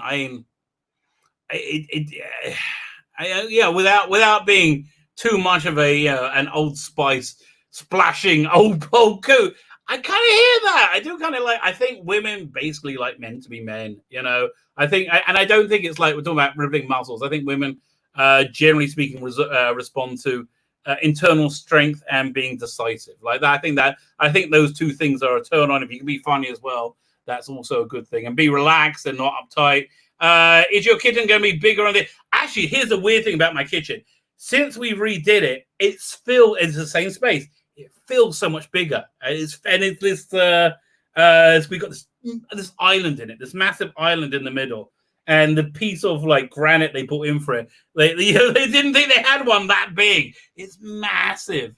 So yeah, it is bigger on the inside, and it has just jumping me, man, always jumping me. And it has very nice blue accents, which I'm quite happy about. And then here. 1 second. I wonder, can I show you this? Let me see if I can get a picture of it. Second. There we go. We try that. And wrong button. Pictures. Right. I got to pick that. See, you're looking at Boomer in action. You can't really see it. Bollocks. Did my wife send a picture of it? Let's have a look. We'll go to WhatsApp. Go to mummy. Let's see. Oh, if I go here, I can just go to all the pictures, right? Will it do that? No. Oh, yeah, look at that. You can't really see it there. Here. I think that looks okay. Yeah. Now, how do I share that? I go to, press this button here. Save picture. Fine. So now I've got to go to pictures. Do this. Go here, and we go to that one. Go to airdrop. No people found. It's right here. Look. You're on the same Wi-Fi. Should I just email it to me? I could email it to me, I guess. We'll go to. I was like, oh no, I better not give out my email address, but it's actually in the video notes. Lebetkin@gmail.com. If you ever want to get me, lebetkin@gmail.com. That kind of does a trick. Send anyway. Okay. This is really cool. Like when you finally see it, it'll be quite cool. Unless can I do this? Oh, there you go. Now it's let me share it. Waiting. Please stand by. There we go. So we go. Oh my God, so many bloody steps to do freaking everything.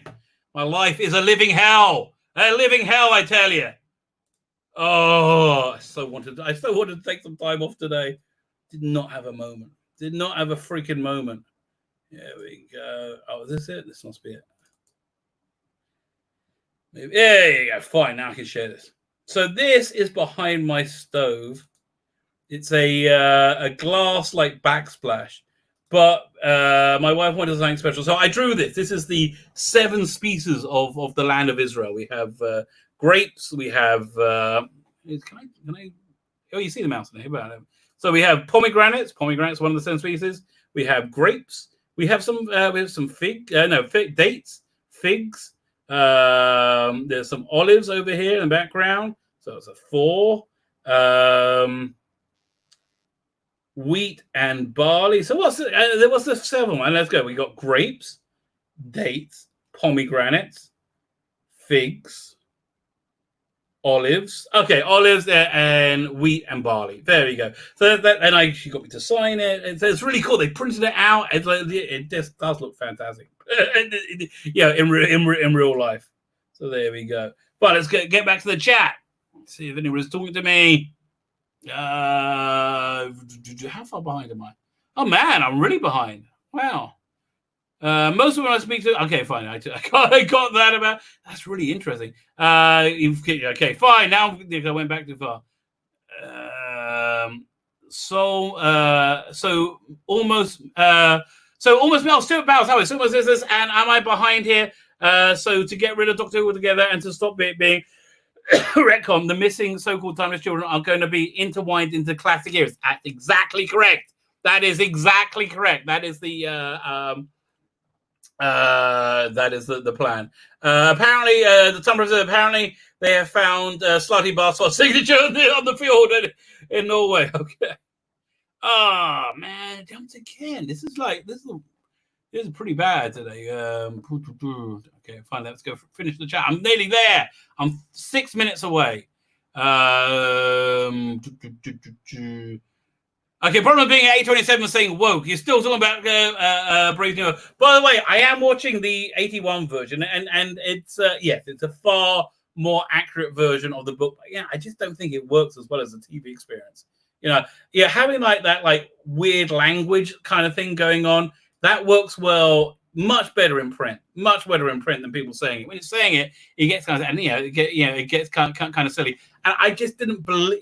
I'm enjoying it. I'm watching it, and it's cool. All that stuff.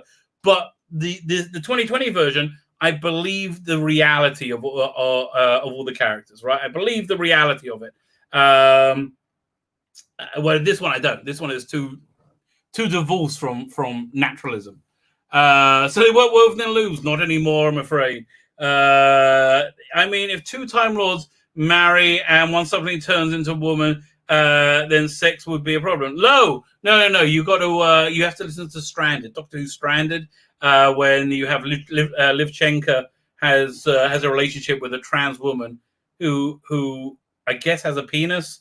I don't know. It's all too bloody confusing for me. Listen, I mean, honestly, I'm confused when I buy milk. When I was a kid, you had moo moo cow milk, and that was it. Yeah, what moo moo cow milk do you want? Now you have milk made out of freaking everything, nuts, oranges, you name it. Oh, Sadako 24 Meta says, speaking of couldn't been female showrunners of Who. There were actually female director of Who inspired 90s Aussie show called The Girl from Tomorrow. I heard about that, and she was very good at using the concept. Okay, I did what? I know, Carol Inch. This was 3 minutes ago. I did what? About what? Can you ask me again? And I'll answer you. Sorry, was away for a sec. Don't remember Arthur not being part of the program, but I've missed a lot of the books. Tending to go for big audio story instead, and a gargle blast, a Pancollector gargle right now would be good. Thank you, Matthew Bowder. And Longbarrow went deep. I love Longbarrow. Longbarrow is so good. I like the new event. Catch up! I'm 2 minutes behind. Piss off. That's the problem. I'm so freaking close. I'm close. I'm nearly there. Yeah, so see, that's what happens when YouTube catches up. Okay, well, I'm nearly there. Twitter, evil, nasty place. Yeah. Again, Stuart, this is why Brave New World is great, because they basically make Twitter into. Imagine if the people who make Twitter created a society of artificially created people. Yeah, okay. I'm not watching. That's basically what it's like. Yeah, I'm not watching it in one go. I'm cutting it down, but it's on YouTube, and you should totally catch it while you can. Cut down to a movie from what's supposed to be a 9-hour. Oh, there was a 9-hour version of it. That I'll be much more interested in seeing. I'll be much more interested in seeing. Yeah, well, 1 second. Let me. Hey, whoa. Brave New World, 1981. Wow, that's really interesting. BBC. It's a movie.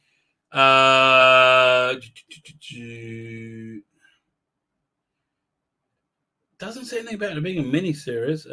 It was released on DVD. Get out of here. It's released on DVD. I want to get it. Yeah, 1 second.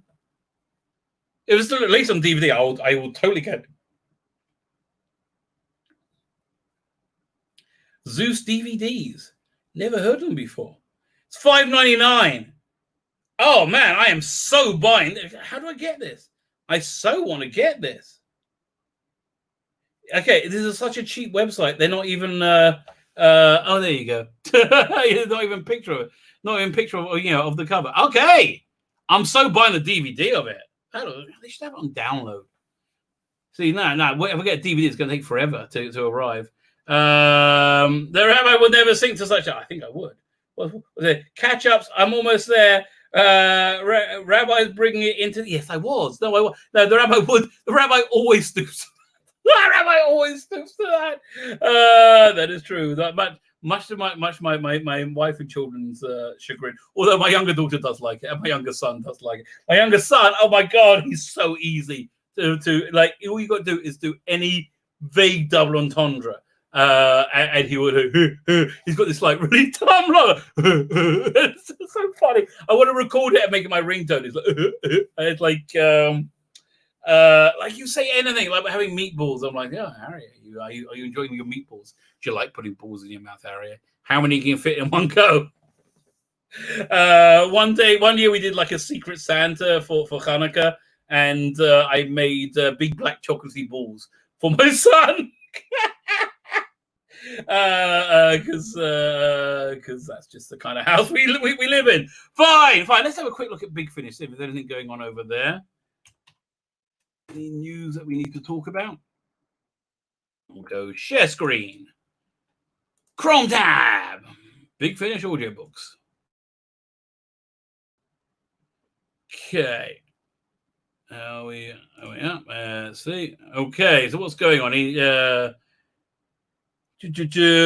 So the robots has just come out. So the first one.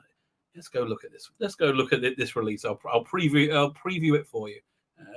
So this is the second in a, I think, 3-part series. It's a how many? There's 4. It's a 12-part series, right? So it's 3 box sets, and it's Liv Schenker, who's a companion of the 8th Doctor, and she's from Caldor, and in the middle of one of the 8th Doctor sets, Ravenous. They stop at Caldor's Inn, and she stays there for a year and hooks up with her sister. And what follows is kind of, I would say, reasonably non-science fiction-y, like corporate drama, right? That's basically what it is. Much better, much better than the robots, which I pre-ordered, so I got them all. Much better are the Caldor City audios. Like they are freaking awesome. Here, let's go to them. I'm going to talk you through all of them. So the covers are not that great, but the covers I have are so much better. On CaldorCity.com, I think. That site cannot be reached. Maybe there's no dash. Oh, Magic Bullet. There you go.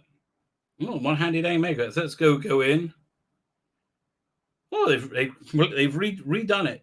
Art history of Dart. No, it's here we go. Caldor City.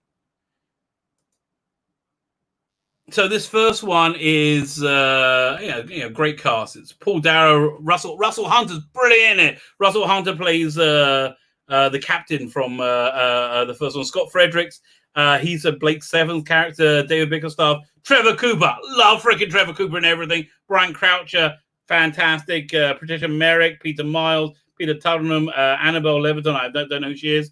But essentially, it's this. Imagine Avon is an assassin who ends up in Cawdor City, and there's unlike in the Robots, which is kind of like twee drama, like twee medical drama. Let me find it in my iTunes, which is the covers are so much better. I do not know who made the covers. That's the other thing, by the way. I'm listening to the Sandman audio from Audible. It's not a recommend for me. It's like Neil Gaiman's all the way through it, doing the narration. I just don't. I'm used to Big Finish audio, which doesn't have a narration, and it just feels a lot weaker for it. And I understand it's a story about stories, right? Time probably lost both his legs before he dies. Poor Paul Darrow. I'm just waiting for the my iTunes to go. There we go. Now I've got to find. I got that little spinny wheel thing. Here we go. Cawdor City. Where is it? Drama. Okay, there we go. Now this is a better screen to share. Application window, iTunes, share. Fine. So I'll zoom on the first one. So this is is that how big we can make it? Yeah. So this is are these covers better? I wish I knew who made them. It's really good. So that's the first one. It's like so Russell Hunter is just fan-freaking-tastic in it. Russell Hunter and Paul Darrow together, absolutely amazing. So this one is Peter Miles and Paul Darrow. This is like a little like mini story in between. Here's where I see. Is there I can make this bigger? So these are great covers. And yeah, so then they start bringing the Fendal into it. And where's it? Where's the Fendal one over here? Taron Capel, Fendal, and it like ties so many things together. Here it is. So and these are just a fantastic series. And let me see how much it is for the whole. There's a bundle apparently. You can get everything. 1 mega pack. All 12 Cawdor City and Faction Paradox ones. It is wow. It's a lot. It's a lot. I was going to say I thought it was £15. No, it's £150. Are you crazy? They should have on download. Download. Yeah, on download download they're much cheaper. Fine, but yeah, recommend them really much more over the Robots series. Fine. So let's have a look. Paul Darrow, yeah, so sad about his legs. Fine. Let's have a look at what else we were going to talk about. There's so much going on. Let's look read this thing about Neil Gaiman. I wasn't going to do a video about this, so there we go. Radio Times is always a great source of hilarity. Great. Noel just dropped the video saying, I love Jodie Whittaker. I've got to see that video. What on earth could that video be? Yeah, 1 second. We'll share the screen. There we go. It's a Chrome tab. There we go. Neil Gaiman. Can't imagine not wanting to write Doctor Who stories. Don't rule out more Time Lord shenanigans from the man behind Good Omens. Yeah, okay, but here's the thing. The reason he became the showrunner on Good Omens, right? Because it meant a lot to him. It meant a lot to me, like his relationship with Terry Pratchett. Let me close this bloody ad. Meant a lot to him. And he had the experience on Nightmare in Silver, right? Nightmare in Silver, what was it? Cawdor City Stream when? I don't know. I should really do that. That's actually not a bad idea. I should do the one the Big Finish guides. What was I talking about? Yeah, so he was so disappointed with Nightmare in Silver, he had to become showrunner because he really loved the Doctor's Wife. He thought that came out great. So that's why he was the showrunner on Good Omens, which I have to say, Good Omens seemed to me to be a spiritual sequel to Hitchhikers, like the TV show, rather than much more, right? Neil Gaiman has left the door open to scripting more episodes of Doctor Who in the future, saying he can't imagine not wanting to write for the long-running TV series. Well, you better get there soon, because otherwise it's just going to be over. It's just going again. This Timeless Children thing is the Timeless Children plus Jodie. I don't know. Can it survive on ratings of 2.5 million consolidated, which is where they're going? Yeah, can they possibly get? I just got a message coming. Can they possibly get that? You could get by with it being so. What was it again? I forgot what I was saying. See, this is what happens when I have two things going on at once. Okay, I had a message. I don't know. I don't have a message. That's weird. Okay, fine. Can't be that important. Fine. So, The Doctor's Wife and Nightmare in Silver aired as part of the 6th and 7th series, respectively, both of which featured Matt Smith's 11th incarnation of Doctor of the enigmatic Time Lord. 11th incarnation? No, who knows what number? Again, we have no Doctor numbering anymore. I think that's the. Moffat took away the Doctor's age, which kind of annoyed me. And although, by the time we got to Christopher Eccleston, the age was pretty much confused. That line in Time and the Rani saying it's 953 really did kind of skewer them. Maybe he was talking about Mercury years, which are much shorter than Earth years. He spoke to RadioTimes.com about whether he'll be finding time in his packed schedule to pen more episodes of Doctor Who. Gaiman said, "It's so weird with Doctor Who because I keep thinking that I'm done, and then there's more time for Doctor Who. There's no more time for Doctor Who, and then everything's over." However, during the pandemic lockdown, the writer penned a micro episode on YouTube featuring Arthur Darwell's Rory, which was pretty darn good. That was the second best one, I would say, and couldn't resist contributing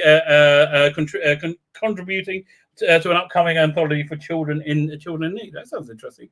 I probably took 3 days that I didn't have and wrote basically a piece of Doctor Who fan fiction and sent it in, and then I got the illustrations this morning, and I was so thrilled. Still, Gaiman is less certain about a return to a full-length episodes of the series, mainly due to the heavy workload on Netflix adaptation of Sandman and other secret projects. I am kind of nervous about that Netflix adaptation. The Audible adaptation, not great. Yeah, not great so far. Oh, what was that? What was that? That was that a WhatsApp? I don't know. It's something or other. Oh, now I got lost. There we go.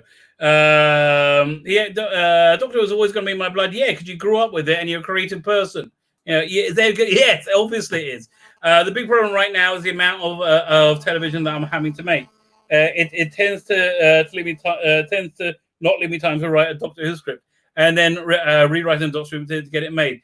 Although I will be so down for him being showrunner. Philip Martin is really excited for this other guy to be showrunner, who I can't remember what his name is. I think this guy did the Alex Rider series. I'm not sure. But what's been an absolute delight is getting to write a Doctor Who story and put an actual Doctor in it and have the Doctor have fun and Time Lord shenanigans going on. I can't imagine that as long as I live, I not want to write that. Well, yeah, exactly. Who wouldn't want to write that? I mean, you wouldn't want to write that for the current era. So it appears he won't be ruling out a return for the Doctor Who. He won't be ruling out a Doctor Who return for Neil Gaiman anytime soon, as his passion for the series, which currently stars Jodie Whittaker, is quite evident. Yeah, he probably hasn't seen the current series. That's probably why his passion is quite evident. And in the meantime, fans can get their Gaiman fix via audio, which really blah blah blah blah. And for such a non-story, which I think Digital Spy said Neil Gaiman's going to write for Jodie Whittaker. Yay! Because they are, of course, morons. They are, of course, insane morons. Third Doctor asked me, and he just went up here. Says the Inner Power of Kroll. As he's approached the monster, the doctor said he had a good life and was nearly 760. Yeah, and then Tom Baker, it was in the mid 700s. Fine. If they put up X7 on Blu-ray, I wonder if they will update the effects. That is a good question. Hannah, here's a question. Oh, I'm totally frozen. Now, here's a question. Would you be up for that? I would.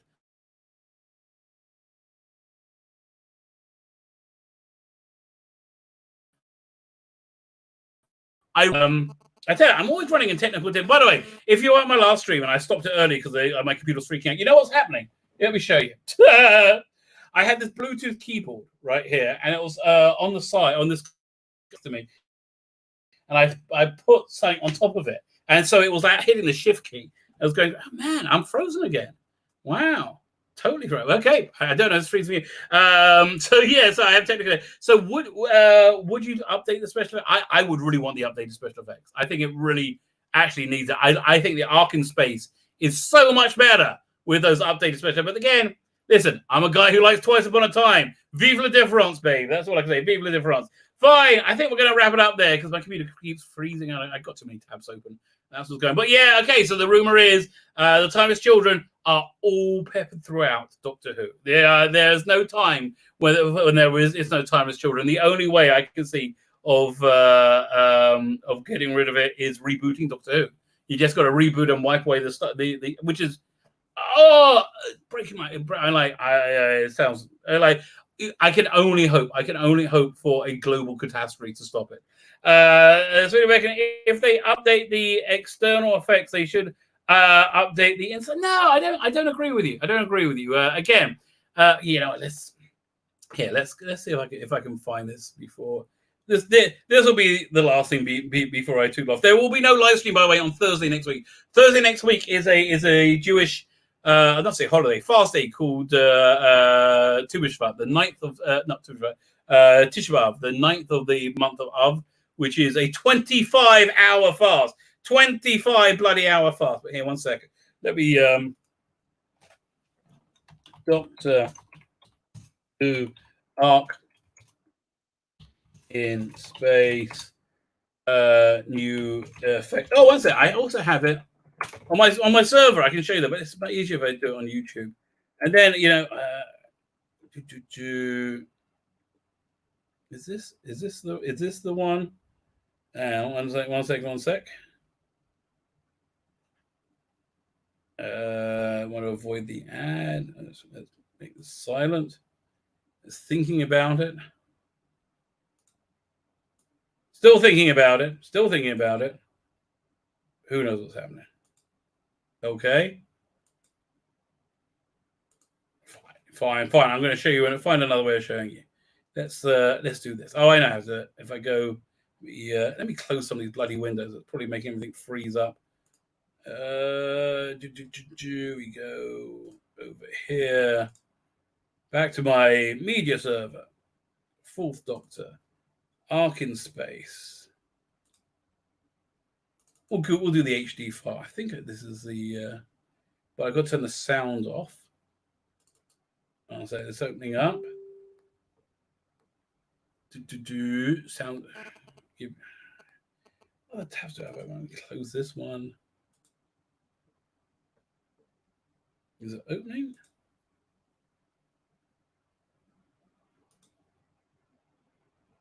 Oh. Okay. Oh, no, the sound off. There you go. Now pause that, and then I'll share the screen. If I can find where to get back to it. Share screen.